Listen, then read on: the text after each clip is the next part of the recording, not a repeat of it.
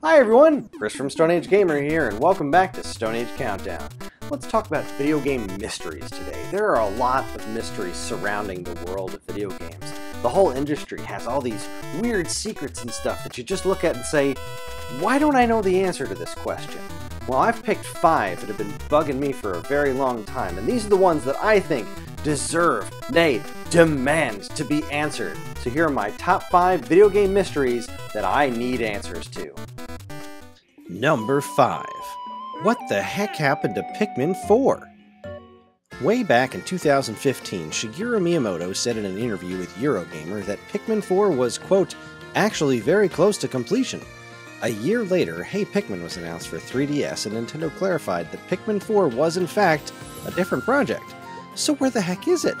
The Switch saw a port of the excellent Pikmin 3, which quickly became the best-selling entry in the entire franchise, so the question is, what happened?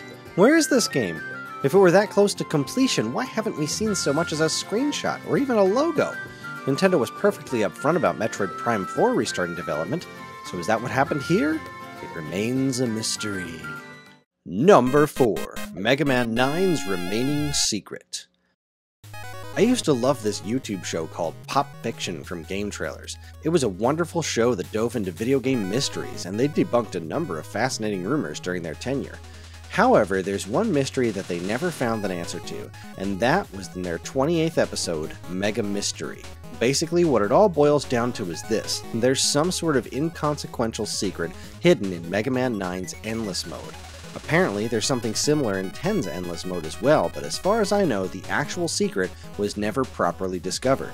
Capcom's answers have been less than helpful, and, well, I just want to know what it is, darn it! The original Pop Fiction episode was updated in December of 2012, so this particular mystery has been floating around for at least over a decade. Come on, Capcom, tell us what it is! Number 3. What was Michael Jackson's involvement in Sonic 3?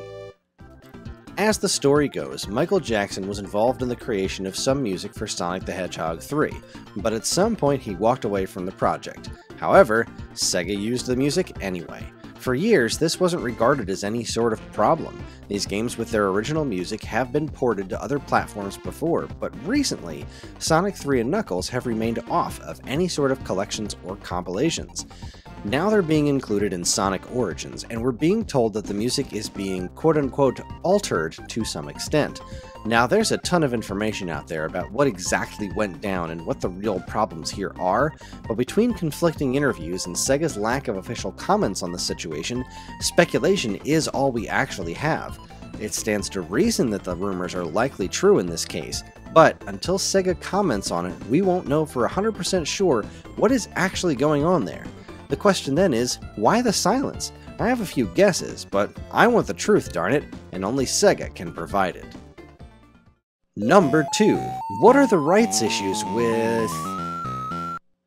Sometimes it's easy to tell why things don't get re-released. We haven't gotten a Cool Spot remaster, presumably because that would mean somebody would have to pay 7-Up for the rights to do so. They absolutely should, by the way. Cool Spot's an awesome game. Regardless, there are more than a few other games out there that remain unported to this day that seriously need this question answered. If you've ever tried to look into what actually happened with Ms. Pac-Man, it's some sort of completely insane mess of rights involving AT-Games. Or how about the Quintet trilogy for Super Nintendo? Soul Blazer and Illusion of Gaia are absolute classics that have never been re-released anywhere as far as I know, and Terranigma never got released in the US at all. With the success of stuff like Collection of Mana, there's no way the folks at Square Enix don't know they'd easily make their money back with games like this. Unless, of course, they don't have the rights to those specific games. Illusion of Gaia was published in the US by Nintendo after all, but that's just it. We don't know.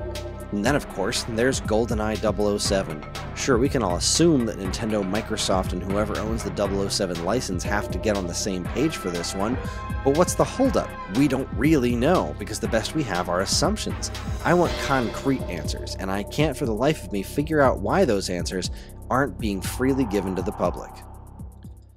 Number 1. Why in the world won't Nintendo localize Mother 3? What in the actual heck is up with this one?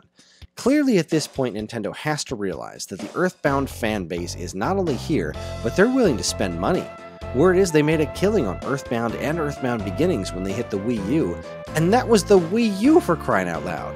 Now, there are boundless theories about why Nintendo won't release Mother 3 in the US. People have speculated about music rights, but the same thing was presumed for why Earthbound didn't get the digital treatment for so long, and apparently that wasn't an issue at all, since the game has now shown up in multiple places unaltered.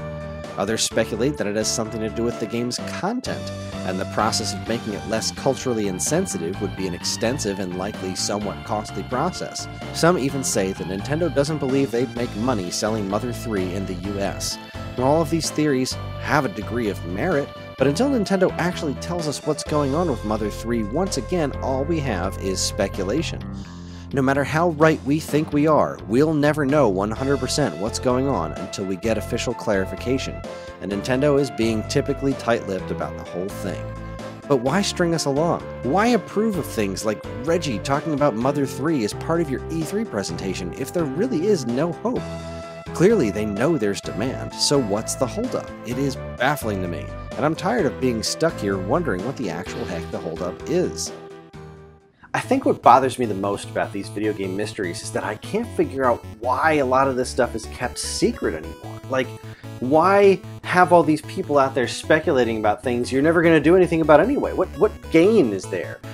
Sure, there's probably some sort of legal reasons, but even then, I can't figure out what they would be. But what do I know? I'm not an executive of a multi-billion-dollar multinational company. I'm just some guy making YouTube videos, so, well, there it is. Thanks for watching, everybody. If you like what you saw here today, please follow, comment, like, and subscribe. And please let me know, did any of these mysteries already get solved and I just missed it? Or are there other video game mysteries that you want to know the answers to that maybe we can all help find out together? Who knows? We love hearing from you. Thanks again for watching, everybody. On behalf of all of us here at Stone Age Gamer, keep playing games.